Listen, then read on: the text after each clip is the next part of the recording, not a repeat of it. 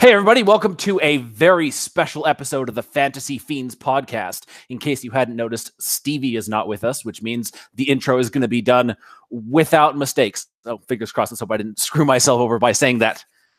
We have an awesome lineup of dragon authors because we're going to be talking everything dragons today. So, let's start off by introducing them. Alisha, why don't you go first? Can you hear me? We can hear you. I'm Alisha Klapheke, author of epic fantasy. I've written 2 series so far, the Uncommon World series, which is traditional epic fantasy, and the Edinburgh Seer trilogy, which is more of an alternate Scotland situation. I am inspired by all the travel I like to do and my martial arts training that I am currently at my martial arts school right now. That's what I do when I'm not writing. Wow, thank you for saying your last name, because we've been friends on Facebook for about a year now, and I still have no idea how to say it. So just remember, it's like Klapheke. Yeah, I won't even tell you how many different ways I've mispronounced it in my head. Oh, I got to text Alisha.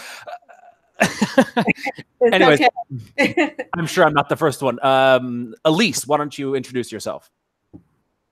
Sure. So I'm Elise Kova. I write books that have magic and romance and all of the fantastical stuff that goes with that.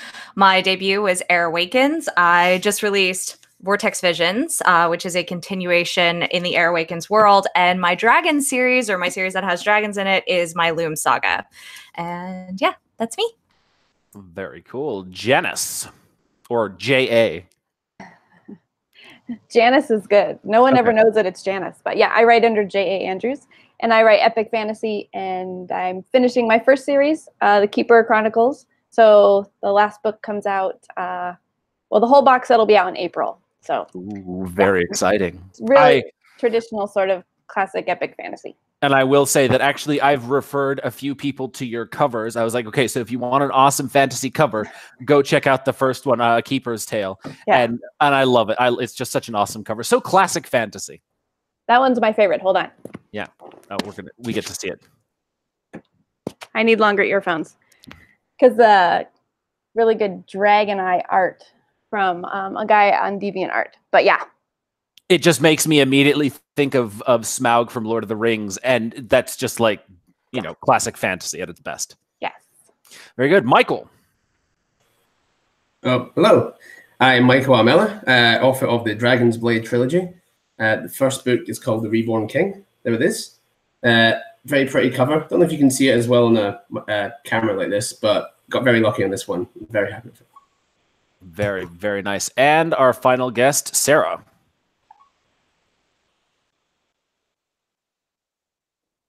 Sorry about the delay. I'm Sarah K.L. Wilson. I write the Dragon School books and now the Dragon Chameleon books. I have a hard copy of that to show you. And hopefully at the end of this year, I'm also writing a new dragon series called Bridge of Legends. Has bad dragons, unlike. Wow, so this is it's gonna be set in the same world, I assume. No. Different. Totally different. Oh wow. And what are the readers who love your Dragon School and then Chameleon Dragon series, what are they gonna say when you change it up? Ooh, I don't know. Hopefully they love it, because it will still have dragons, just with a different spin. Very cool.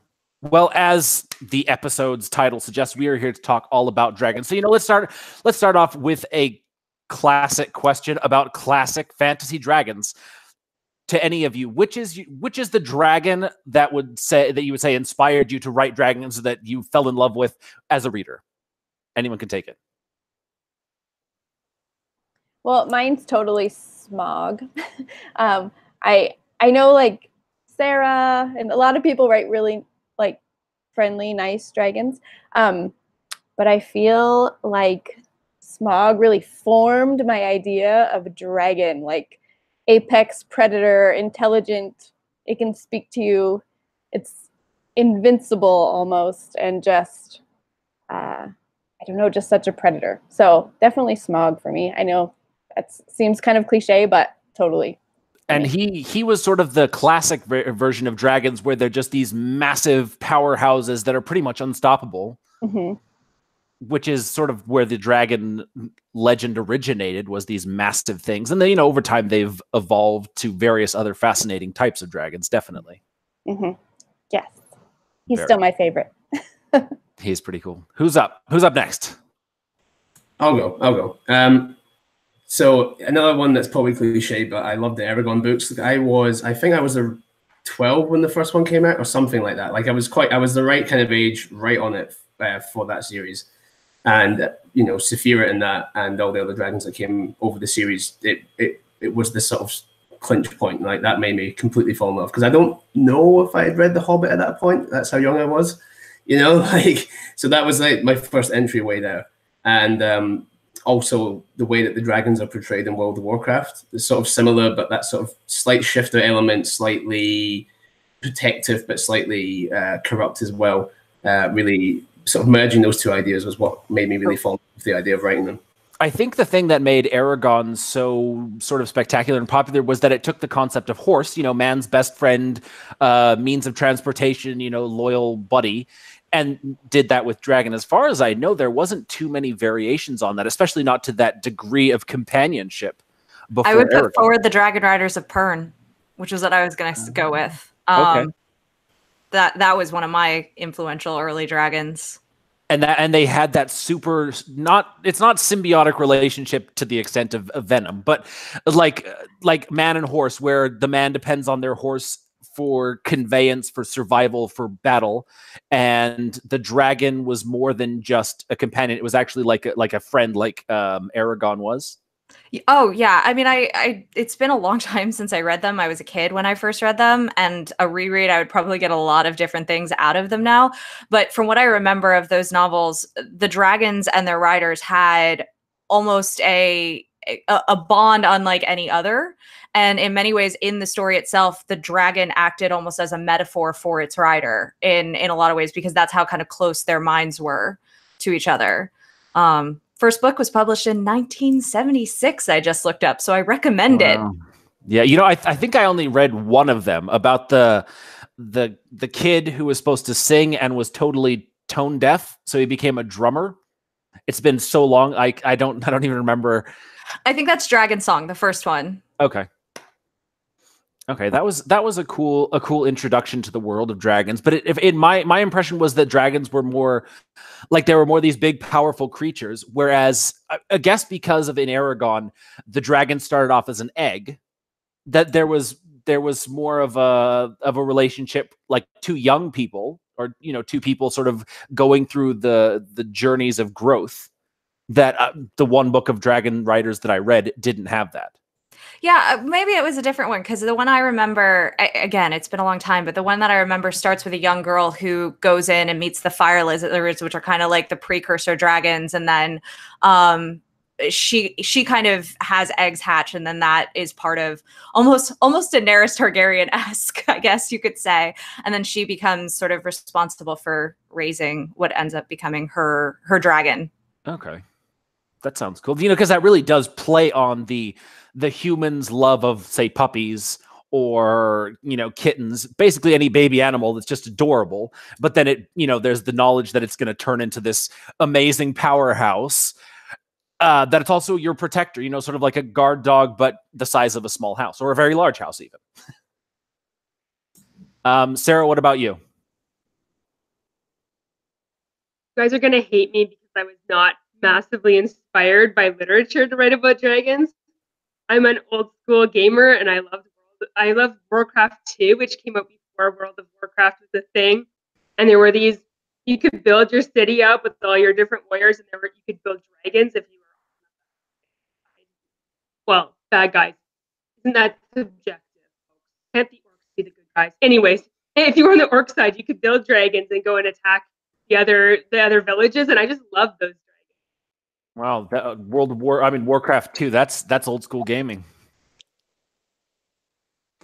Very what cool. What can I say? I like the Griffins too on the good guy side, but I was more inspired to go with the dragons because they just look cool. Very true. Alisha, what about you? Okay, I was gonna say also Smog, which is not original, but to me, I love, like, I've got the gold, I'm very evil. I'm going to eat you if I want to. Like the super arrogance and super intelligence of him. That's what I just really enjoyed. Like I wanted my dragons to have that too. So I have an element of that in mind, but I just really enjoyed how he was like the dragon, like exactly what I picture a dragon to be. Quick question that if I may jump in. Do you imagine Benedict Cumberbatch's voice when you're writing? No. Although he's cool, but not quite the same. Very cool. I imagine Benedict Cumberbatch in everything, you know, washing the dishes. He's narrating my life. Did you know he can't say the word penguin? Oh, yes. I love that. I love that interview. I don't know that. I need to look this up after. I think he says penguin. Penguin. Oh, yeah. There you go. Penguin. If you guys are ever on an episode of the Fantasy Fiends podcast with us, ask Stevie to say the word backpack. I spent a weekend with him, and so many times I had to stop myself from correcting his pronunciation. It's hilarious. Actually, if you watch the last episode, he mispronounced it like 3 times. Now, here comes a question that we talked about on a previous episode of the Fantasy Fiends podcast, but I'd love for you guys to weigh in on. Could dragons actually exist?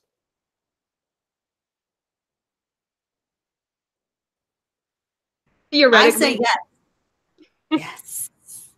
Dinosaurs existed. Physics. I mean, basically anything could exist. Yeah. So like, let's take Smaug as an example, right?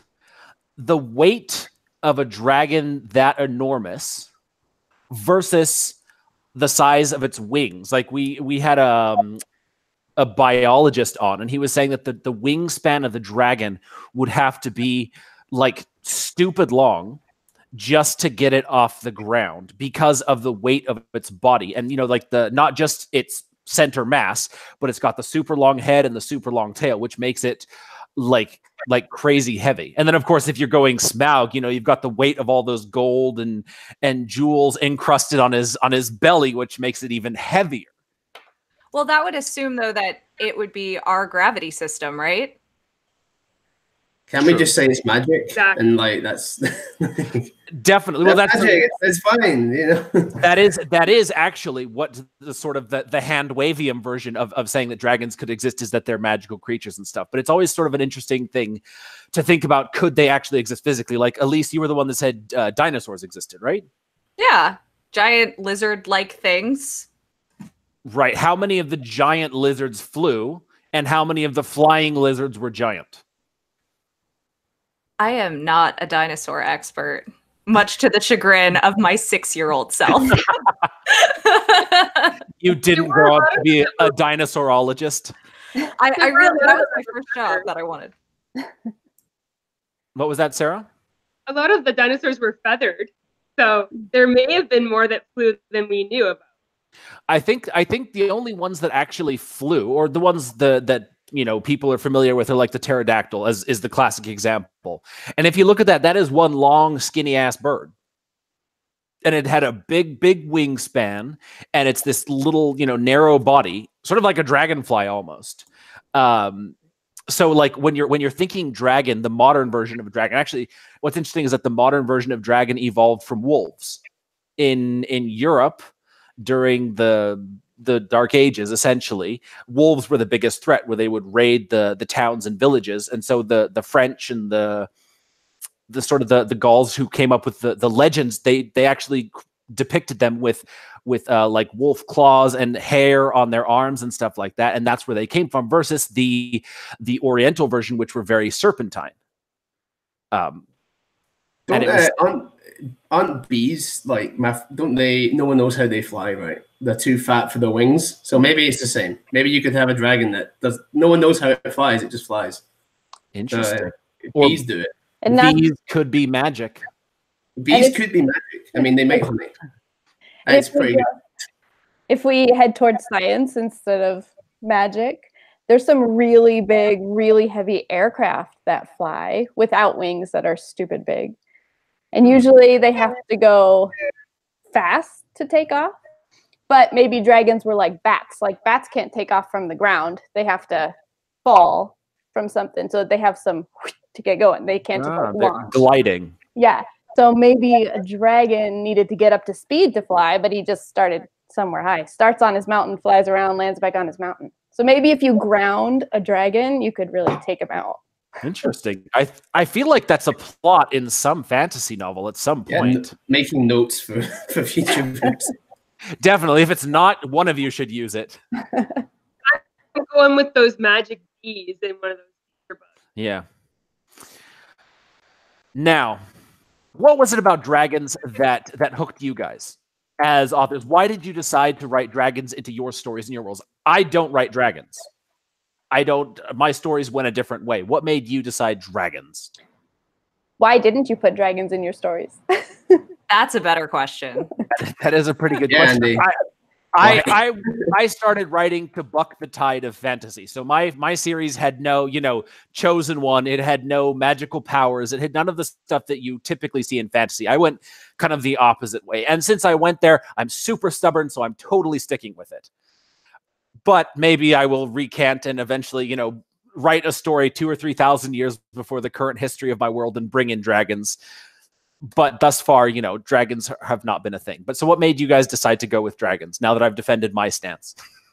I wanted to play with the idea of dragons because we have so many preconceived ideas, so much folklore and mythology with dragons that I wanted to put them in a world and play with it and see what I would come up with. It was just kind of a fun practice. It's kind of like taking a fairy tale and turning it, so it was just kind of a fun thing to try. So to kind of piggyback on that, I was in a very similar position where I wanted to do something that wasn't the traditional dragon. And in my Loom saga, the way it's set up is that there are these floating islands. So think very Avatar, James Cameron Avatar-esque. And it's separated from a kind of steampunk industrial world on the ground below. And I was thinking, I just had this image of a dragon silhouette, but instead of an actual winged beast, it was someone on a glider. So like what could create that silhouette without it being an actual dragon? So in my series, this is the second book, that's what the dragons look like. And you can you can see on the full wrap, there's a glider behind him that's wrecked because start of the book. But yeah, I kind of wanted to play with the idea of what dragons were and could be as well. Interesting. Twisting the legend. I like it. I feel like we've all twisted it a little bit. I can't remember what made me go for the way that I did, because it was the idea that I had since I was like 9 years old, and then it just kept morphing, over the years until I finally got down to write it seriously. But it was sort of just because my dragons they are totally humanoid, but not like scaly or anything. They just look like humans, but they're kind of like Captain America, super soldier types. They're just very strong, very fast, but they retain the inherent arrogance and stuff. So I think I was looking at it from that side of things, like take the smog, arrogance, and pride and put them into just a race of people that regular humans can sort of bounce off and contend with and go for it that angle, and that they're still more powerful, but in a different way. And just sort of, I guess, taking that old trope and twisting it a little bit and then running with it, just that was where I wanted to go. Interesting. So it's are your characters like actual proper dragons to an extent, or are they just humans?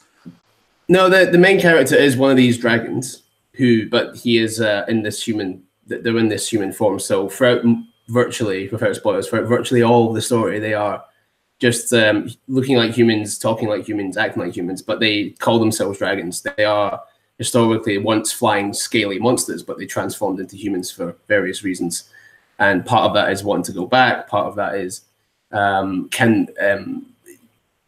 there's lots of world building there, but it felt like an interesting take for me to just completely remove that sense. And obviously, some people are annoyed, but yeah, what can you do? There's lots of regular dragon books out there, so I thought take a twist on it. Yeah, no, definitely. I think that's one thing that I wanted to ask you all is how you made your own dragons stand apart. I mean, let's say Alisha and Janice, you got your inspiration from Smaug. How are your dragons different from this classic version? Well, mine have that humanoid version that they shift into, which I call the kind form, kind of like humankind, but it's dragon kind. So they have a humanoid version with smaller wings, but they still have scales. So they're conversing with the last human on Earth, and they're conversing with elves and things like that. And then when they want to fight, when they want to shift into their battle form, that's what they do. They grow larger. They lose that ability of speaking in that way and become telepathic. And yeah, I just want to take certain elements that I already loved from the folklore, but kind of change them a little bit. So, very cool. I think the fun thing about dragons is there's just so many tropes for dragons, and so you can twist whichever one you want, whether you want to change their form or whether you want to make them nice instead of corrupt and greedy or whatever. My dragons are probably really close to Smaug. They don't really have very many redeeming qualities. My main characters are never like warrior class characters. They're always just talking their way out of whatever is going on or trying to use magic, but their magic is not anything that can take care of a dragon. So your original question of how I decided to put it in my book. No, how did you make it different from the dragon, the influence that you derived it from? I don't really think he's that different, honestly.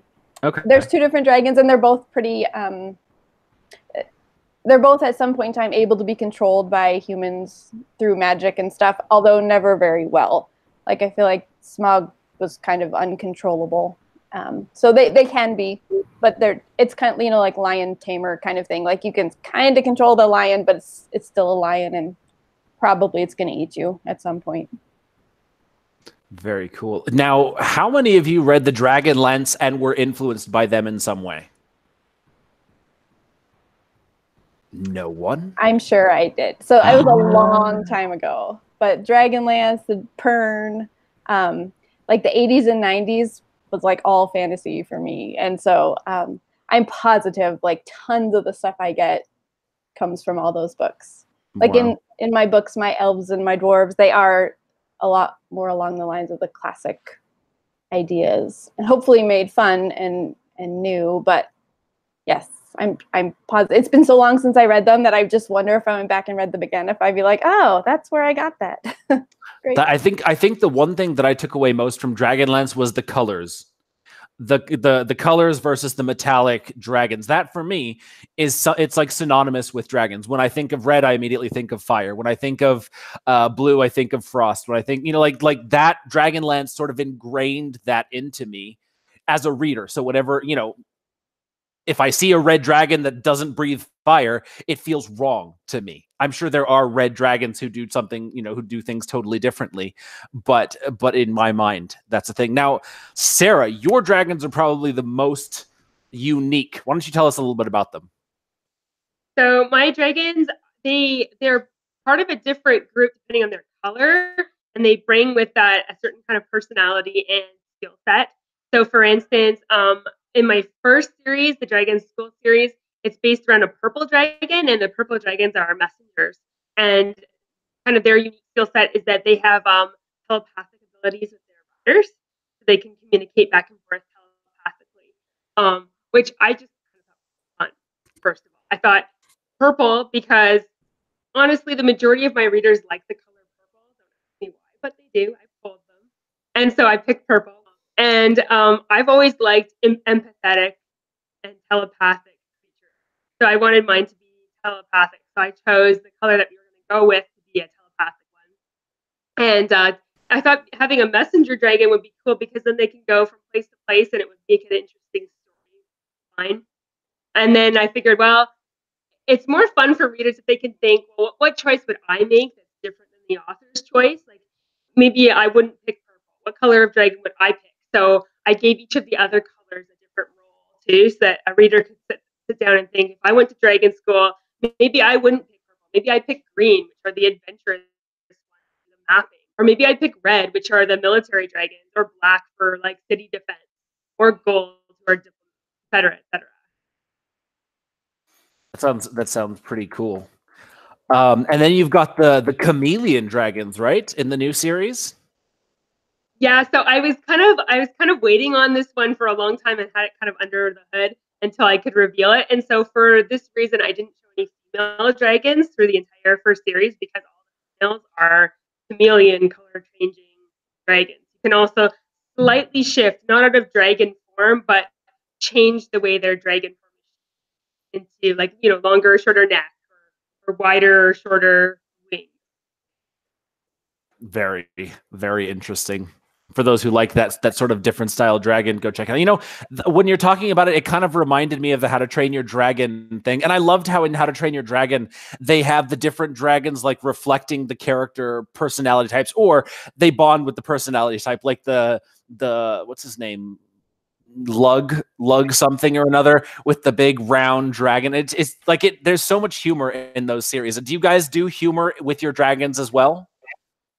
I do that a lot in mine, especially in the Dragon Chameleon one. It's got kind of a snarky main character, and him and his dragon are constantly at each other about things. It's kind of funny.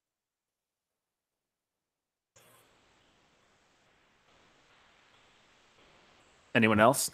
We're still on the humor. I mean, I based mine off the Romans, so I didn't think they were very, very hysterical. Off the what? I based them off of Romans. Okay. So I didn't know if they were that hysterical a culture. They seem very militaristic. That's what I was going for. Very square cut. They take themselves a bit too seriously, which is partly why some of the other human characters do make fun of them and piss them off. So the humor comes from annoying them, not so much from themselves, I suppose. That's interesting. Using them as the straight men. Yeah, to make... a little bit. The humans there's a lot of Scottish characters that make fun of them and stuff, and they don't like that. That's awesome. What about humans? So there's good ones, there's funny ones, there's mean ones. So I kind of have the gambit of different personalities because I treated them just like people. Like some are great and some are funny and some are not. And so I kind of wanted to play with that idea, but they all know they're kind of arrogant and they know their own stereotype, and some of them try to break that a little bit, but then it always kind of slides back into them. So it's kind of fun to play with that too. Very cool. Elise, what about you? I would say that the Loom Saga is overall very dark. So the humor that is in there is a lot more on the dry, sarcastic side than the kind of straight man, I guess, back and forth, or any kind of slapstick or anything like that. So there's what I hope are witty remarks made that may get a chuckle out of the reader, but they're definitely not human. The way that the dragon's magic works is that they have magic in different body parts, different organs. And so one of the things that they do is they'll have blood matches where they rip out the heart of the one that they defeat, and then they eat it, and then they get all of their magic for a period of time. So they're really quite cutthroat.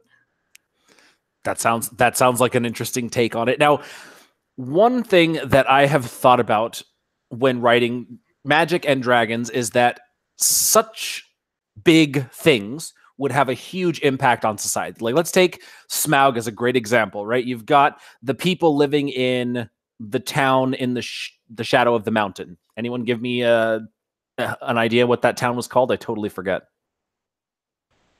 Dale, that's the name of the town? Okay. Yeah. There you go. So that whole town, it was built, I don't know why it was supposedly built, but its culture was sort of shaped by the knowledge that there was this dragon lying in the mountain, right? That they knew that there was, one day that dragon was going to come out.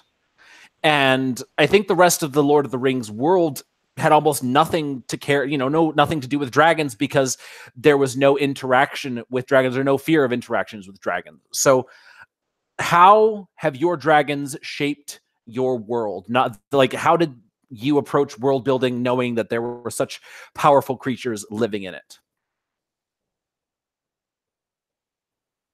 Well, for me, I kind of balance them by having other magical creatures that can come up against them. So the dragons I have are massively depopulated because these massive ifrits, these spirit demons that are made out of the earth, have been fighting against them for generations at the time of my first book and driven them back. So they're only really back in this one group of volcanoes and associating with one country of humans, whereas the other humans are more associated with us. And I think that the only way to counter dragons is to have something equally powerful. So I have the way that I balanced it in the Loom saga is the dragons actually run the world, and because they have magic and they have power, but all of their magics don't affect the physical world. And so what I had was that the engineers on Loom itself, the ground, discovered that there was a way to create gold by synthesizing dragon blood with steel through a refinement process. And dragons could now manipulate something in the physical world if it were gold.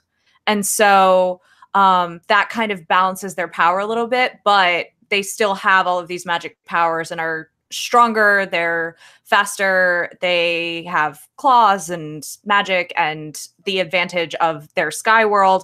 And so they come to Loom and they basically enslave Loom and say, you guys don't know what you're doing. We're imposing our culture and our logic on you and changing it up. And so the story actually starts out with the start of an assassination attempt, basically.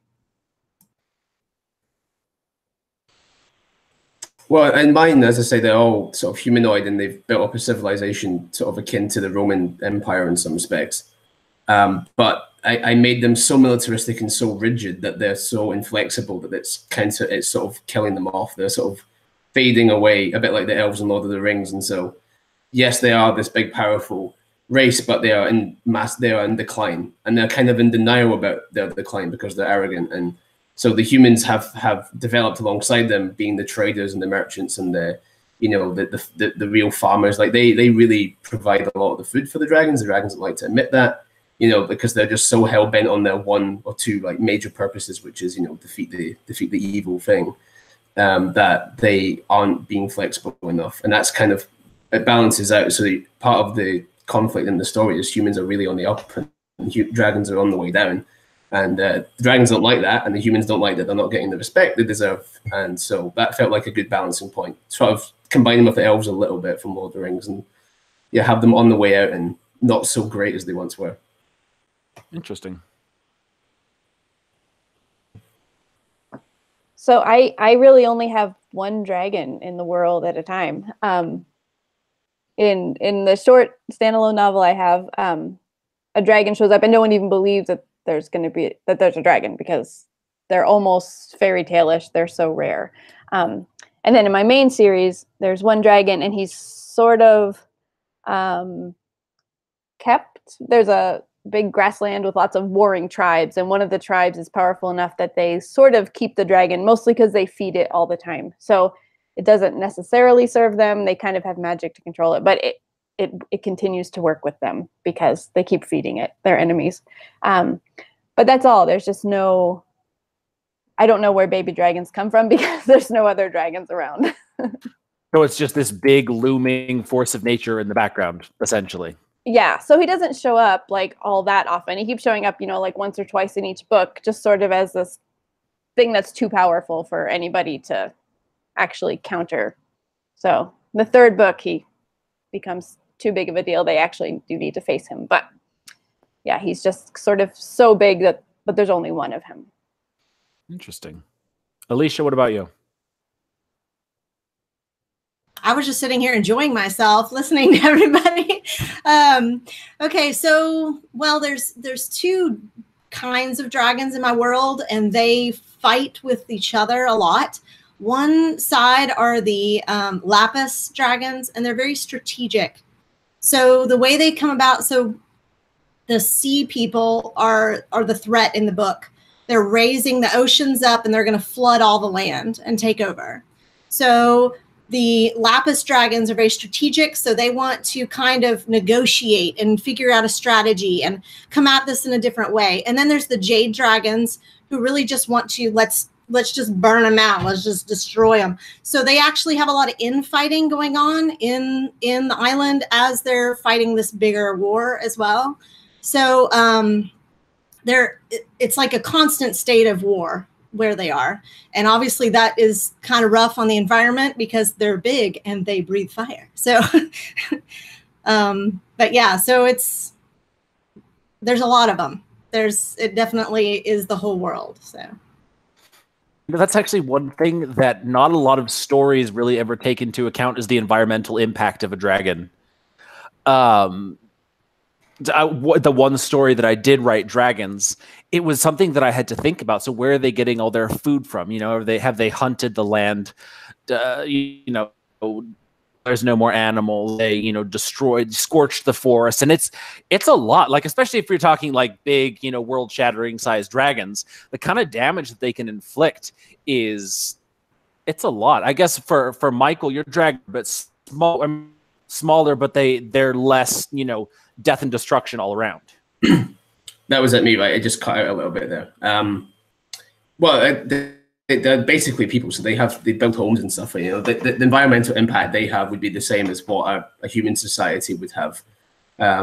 Really, they're not running around breathing fire on everything or anything like that. They once were in the history of the world, but by the time we get to the main story, they're just another sort of almost like a very powerful human civilization. So they have the same impact as someone like that. So it's not quite the same damage would be done.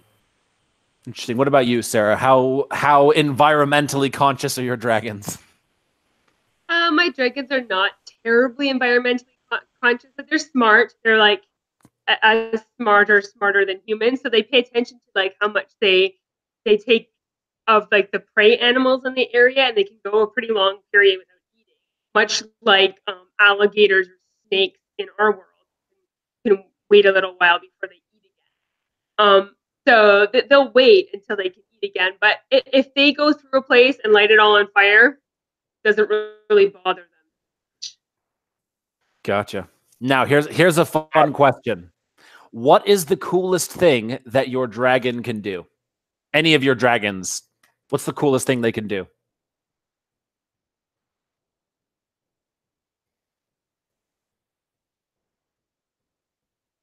I told you guys none of these really super boring difficult folks, questions. apparently. It's just a really tough question because your dragon can do things. Mine has a very limited power set, my guy. So like, it depends how risky he wants to be. But he has basically Force Hammer, but a sword, but that also breathes fire. So he can fling this sword, and it comes back like Force Hammer. And instead of lightning, it's fire that comes out of it. And when he wants to suck in magic, he can basically become like even more. He could become this like total annihilation one-man army, but he'll probably get addicted to the magic and die. So it depends how much he wants to push it, but he can do some pretty extraordinary things if he wants to risk it, or is in the middle of being like on an addiction loop and can't quit. But yeah, I kind of whatever Ford can do in Infinity War, that's kind of how I pictured. That's how I wrote some of the scenes, except without the music, and it's fire instead of lightning. But I guess that's the kind of image I was hoping to go for there. That is a cool mental image. My dragons do call up lightning storms, so I don't know if that's that different. I mean, I've seen that sort of thing before, but that's kind of it's kind of an offshoot of their dragon fire of how they generate energy and things like that. So what is the dragon fire in this context? Like, is it just like straight up fire that's generated inside of itself? Actually, it's kind of a little different. I have it kind of like an idea of Greek fire, where it's really difficult to put out, and So it like burns liquid? through. I'm sorry? Like liquid, like napalm kind of thing? Yeah, a little bit. Interesting. Nasty stuff. Yeah, no, that's definitely like the concept behind that is that it could get around the armor, like an armored warrior. Like you throw a liquid fire, the Greek fire bomb at a shield, it'll break, splatter, and then splash the guy behind it. So then even the armor, the armor actually speeds up his death horribly because he's cooked alive. So it's definitely a vicious thing to do.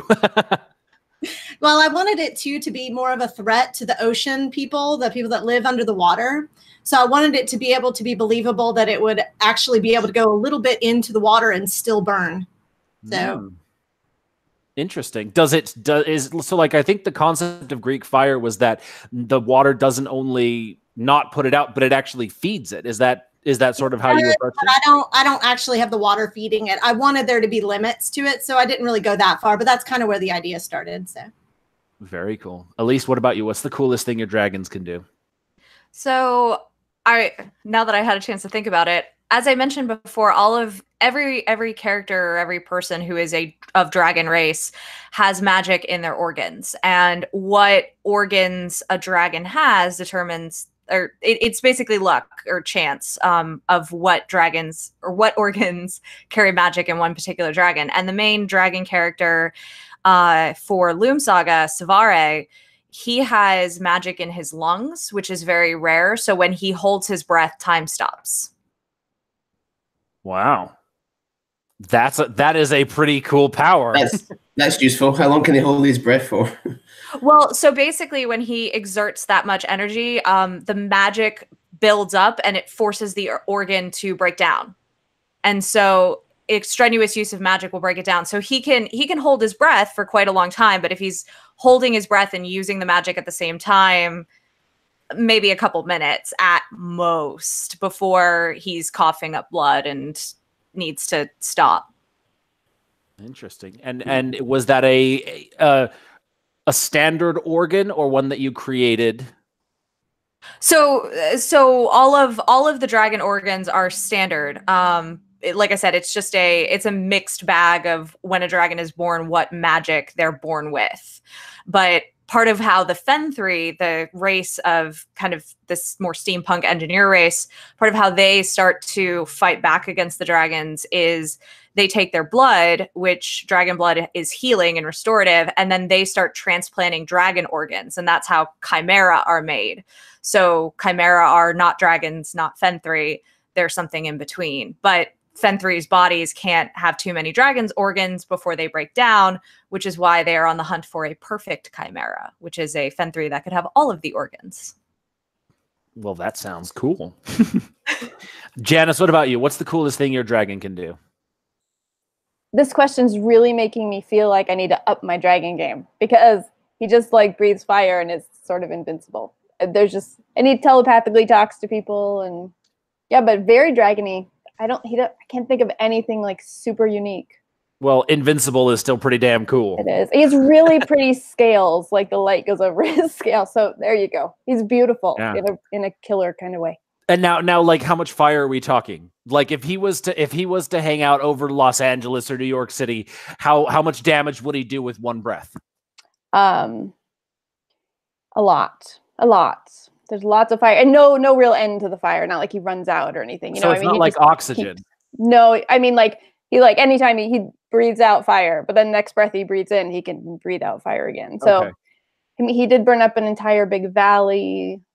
Just like set all the forest on fire, all the buildings that were in it. So yeah, good fire, but nothing, no like liquid fire that's going to burn when it hits the water or anything like that. Well, the kind of fire that can destroy a valley is cool enough, I'd say. Yeah. And Sarah, I'm sure your dragons can do some awesome stuff. What's the coolest thing that they can do? Well, my dragons are seriously underpowered compared to all these ones. They're basically like the horse companion friend you were talking about, because they can just do a little bit of fire damage. Like if you had 5 or 6 tiger torches all flaring at once. So we're talking like a few trees at a time, or like a building, not like massive cities or valleys, and they have no other extra magic. It's just like flying around, fighting other dragons, picking people up and flinging them through the air, or torching things on fire. But I have so many of them that if they were overpowered, we'd be serious problems. Right. Well, the chameleon thing, that's what stuck out to me. That's a pretty awesome thing. I mean, so let's take it back to How to Train Your Dragons, because we all love it. Toothless, that's one of his main abilities, is that, he flies around after dark and no one can see him. That is I would say, as important an ability as the ability to breathe fire, especially in a world, where maybe dragons aren't super prevalent, like they've evolved that way as a defense mechanism. Yeah, that's actually pretty cool. And I mean, in this particular book, this dragon's a spy, so she really does need the ability to change colors to fit in different places. That's pretty cool. Yeah. Have you guys given any thought to sort of the evolution of your dragons? Sort of like how one of the classic examples that stick out to me from my high school education was these butterflies or moths that lived in Washington. And after a volcano, they were originally black, and then after the volcano, the forest was petrified, and they changed to gray. Their color evolved according to their surroundings. Have you guys given any thought to how your dragons sort of came into existence, what their evolutionary process was to where they are today? Well, in my third season that I'm planning, I plan to have dragons, and when I write that, I hope to put some backstory in there that shows how they came out of the same line as the Very cool. I play a little bit with the lore in mine where I touch on it for the islands of Nova, the floating islands in the sky, that there are these large statues of ancestry that have kind of these more traditional, I'm air quoting, dragon wings, at least traditional of what you may think of Smog and Western dragons. So I was thinking, there was that component of me where maybe they were kind of these winged beasts that were getting around these islands, and then slowly over time they became smaller because the resources on these islands were limited and they didn't descend down to the world of Loom below, and so the smaller ones survived, and then that's part of how their dog-eat-dog class system works. And yeah, so it was kind of in the back of my head, but it doesn't really play a role in the story. Interesting. Janice, what about you? I don't think my dragon's important enough for me to have thought of this. No, although I have, in the back of my mind, there used to be a lot more dragons, and they're not in this part of the world anymore, but I don't have a really good reason why. I have future series, that are like mulling around that, from other parts of the world where there are more dragons still alive. And yeah, I'm not sure, but there's just almost none of them. But they live for so long that I don't feel like they're about to go extinct. I don't think they care that they're the only one. They'll find a mate if they need to sometime. Interesting. Michael, what about you? With the Dragon's Blade books, barely at all. They were very mythological kind of hints that they're created by gods and stuff like that originally. But in the series that I'm starting now, it's going to be a straight up Dragon Rider, a la Aragon Dragon School kind of series. And with that, I've given a little more thought to there's going to be like wyverns that are kind of, they look like they were, that's where dragons came from, like some of there'll be creatures in the world that kind of show the evolution a little bit. And then the environment affected the dragons, but then now the dragons are so magically powerful that the dragons themselves actually affect the environment. So if enough ice dragons are around an environment for so long, they'll morph into a very icy, cold landscape because they're there and they're affecting it and stuff. So almost like a reverse kind of evolution in some respects. I'm giving that a lot more thought because there's more types and there's the actual dragon creatures rather than any kind of twisted humanoid form version this time. So I'm giving that more thought. It's still a work in progress, but those are some ideas I'm working with right now. Very cool. And Alisha, what about you? Okay, sorry, I keep forgetting to undo that. Okay, so I kind of have this creative source. I call it Blackwater, which is like this creative spring water that's special that everything kind of sprang out of. So I have dragons, one human left, the sea kind, and the elves, and they all kind of share some elements. I don't want to get too spoilery, but they were all basically the same thing, but they were touched by different kinds of magic, like fire, water, air, that kind of thing. So they all kind of evolved differently, but they started the same. Interesting. Now, one last question for the podcast. What would win, a modern aircraft or a dragon? What are we talking about? I think that's an easy question. Definitely a modern aircraft. I mean, I just came here to say that everybody's dragons, all the dragons in the world, really would probably be better as steaks. You know, probably with a pan sauce. I mean, my dragons would agree with you. They eat each other. Oh, really? To gain each other's power? Yeah, and just to show dominance. No kidding. Well, that's exactly what I do. I eat them to gain their power. What do you think, Sarah? Do you think your dragons would win in a battle with a modern aircraft? Well, I have some pretty intense views about this, obviously, since I've challenged DW here to a battle over dragons versus F-22 situation. Yes, I think my dragons would win, not because they have superior firepower, but because there are just so many of them that they would just gang up on aircraft and tear them to pieces, throw them on the ground. We'd run out of natural resources down here to build enough planes to fly. Now, DW, Michael's dragons they're like high-powered elves from Lord of the Rings with dragon abilities. I think they've got a pretty good chance of taking on your modern aircraft because they're smaller. I don't know, man. You can put a whole bunch of elves in one spot and take them all out with a missile. That's very true. I mean, hold on a second. I'm sorry. What, buddy? All right. My guy's very good at throwing his sword. He'll take one out at least. Very accurate. That's true. I think Thor's hammer could have done some pretty good damage. Some serious damage. Yeah. To that. If it's a straight race, surely a modern aircraft beats a dragon. If we're talking about like race from A to B. Yeah, you think? They've got to be faster, right? Yeah. We discussed dragons are too fat. They can't even fly. So how are they going to beat a jet? It's true. I think in terms of straightforward speed, a dragon would lose.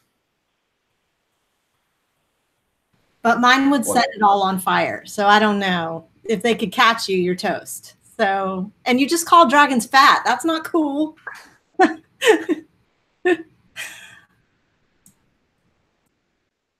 We're being fat shamed, Alicia. I think they prefer the term big boned. Eat a few less cows. Be fine.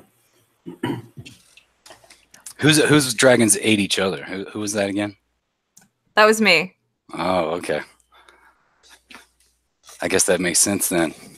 If the dragons are big boned because they eat too much of each other.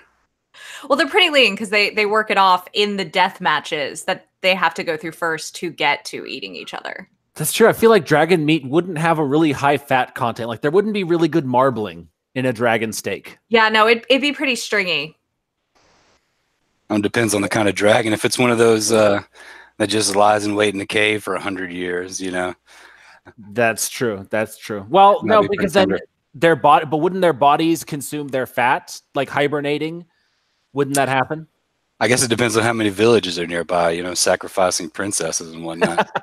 One thing I'm hearing is that one of us needs to write like dragon steaks into a fantasy novel. Some butcher needs to just be like, dragon meat, delicious marbled dragon meat. I might be one step ahead of you there. Yeah, I totally feel like that's something that he's already writing into a story. Maybe. It's so gross. It tastes like frog legs. Have you ever had frog legs? Actually, I haven't, but I hear they have a fishy taste. They're not bad. They're not bad. All right. Well, with that, we are pretty much out of time. So why don't you, awesome dragon authors, go around and tell people where they can find you. If you have a book, show us a picture of it so we can see and enjoy. Starting with Alisha. Okay. I don't have my books with me because I'm super prepared, but I'm at my day job. Anyway, I wrote the Uncommon World series and the Edinburgh Seer trilogy, and you can find all my stuff at AlishaKlapheke.com. That's Klapheke, just so you know. And thank you so much for having me. All right. Elise. I think I hit the wrong button. You're good. We can hear you. Okay, sorry. So I wrote the Loom Saga, which starts with The Alchemist of Loom. It's out in paperback as well as out in hardcover and has 2 different covers you can choose from. And it is a complete trilogy that is out, all 3 books. You can find it on Kindle. It's in Kindle Unlimited. If you don't have a Kindle, if you have a Nook or a Kobo, if you send Amazon proof of purchase to me, elise.kova.author@gmail.com, I will send you a personalized read anywhere link. And then all of my books are on my website, which is just my name, elisekova.com. Awesome. All right. Janice. You're on mute. It told me I anyway. Okay. I write under J.A. Andrews, and you can find all my books at jaandrews.com. Keeper's Tale is the most dragony of all the books. That cover alone is Dragon 101. Yeah. Awesome. Michael. Oh, yes, you can find me at michaelrmiller.co.uk. And my books are The Dragon's Blade. That's book 1. But there's also a box set, so you can get all 3 of them. It's a complete trilogy. You can grab that all in one go. It's also on Kindle Unlimited, so you can read for free there, which is great. And yeah, that's where you can find me. Awesome. And Sarah. My books are the Dragon School books. The last one in hardcover. Dragon School and Dragon Chameleon. You can find them at sarahklwilson.com. They're also in Kindle Unlimited if that's your jam. They're also box sets in groups of 5, 20 episodes in the Dragon School series. And the brand new series is coming out later this year, Bridge of Legends, that I mentioned. That's going to be in. Very cool. And our friendly interloper, Daniel. How you guys doing? I'm D.W. Hawkins. I don't have any dragons in my story, but I'm the author of The 7 Signs, which is currently relaunching. You can find it on Kindle Unlimited. The first book is Child of the Flames. Awesome. Well, thank you guys so much for coming. This was a total blast. Hope to have you on the Fantasy Fiends podcast again. If you'd like to shoot me an email or a text or something and to schedule an appointment, an episode, we've got basically the second half of the year available. So looking forward to have you guys on. Yeah, good to be here. Thanks for having me on. Thank you. Thank you. And as Stevie Collier would always say, but now I have to say it, if you enjoyed this episode of the Fantasy Fiends podcast, please press like and subscribe so you can continue receiving all kinds of awesome fun. We'll be back on Thursday with a special episode with Brian D. Anderson. Have a great day.